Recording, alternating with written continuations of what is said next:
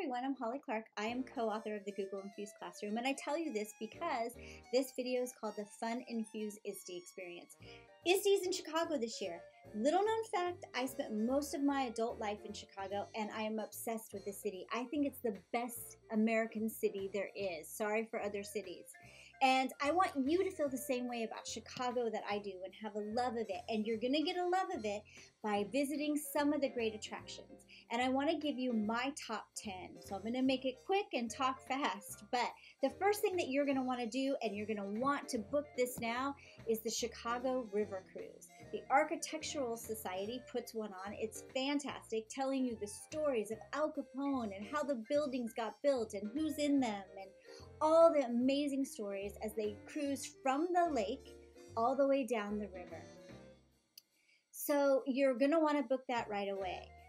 After you're done with the cruise, my number 2 is Millennium Park. And you can get to Millennium Park by going down Michigan Avenue south from where the cruise lets off, and you will hit the Bean. Everyone loves the Bean, and this is where you get your Instagram-worthy photos. And if you want, a little tip, you could go towards the lake after the Bean and south a little, and you would hit Buckingham Fountain. And Buckingham Fountain is an icon for many Chicago movies. But it's time to eat. And let's talk Chicago icon food. It's time for a Chicago hot dog. Now, you're probably saying to yourself, I don't eat hot dogs. Guess what? Neither do I. But I eat Chicago hot dogs because they are so good. And you're going to want to go to Portillo's in River North to get yours. That way you're staying downtown.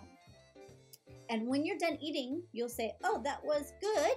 It was great, but it wasn't enough. What should I do next? And I've got just the next place for you. You need to have Chicago pizza. And I'm about to say something controversial here. Don't tell anyone, but don't go to Gino's Eat. We eat at Lou Malnati's, and Lou Malnati's is just about 2 blocks away from Portillo's. So you're going to be having both in one afternoon. So you've eaten, you've seen some stuff. It's Chicago. You got to get your drink on. So I recommend 2 different places as my number 5 spot. Either the Redhead Piano Bar, depending on how late it is. It needs to be about past 9 probably. And then you can have the piano bar and sing along and drink along. Or if it's earlier in the evening, I recommend the Signature Lounge at the Hancock Building. So at the Signature Lounge, you're 95 stories up. A little tip, women, make sure to go to the bathroom. The bathroom houses the best views in all of Chicago. I don't know why, but it's a really good view from the restroom. So now it's the next day. What is the kind of thing that you might do on day 2 or on another jaunt through the city? So my recommendation for you is to, again, fuel up and have some food.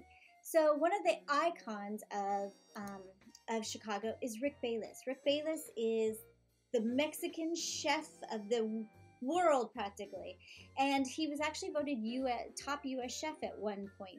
And he owns a restaurant called Frontera Grill, and I think they open at 5. This is just off the cuff, and you can line up around 4. They don't take reservations, but it's something that you don't want to miss.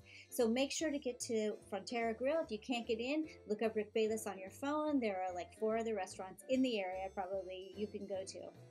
And then I really recommend, for fun and happy spirits, I recommend Cafe Iberico on LaSalle Street. Cafe Iberico is tapas, where you can get paella, tapas, sangria, and it's all within your budget. I can walk out of there eating a million things and only pay $40.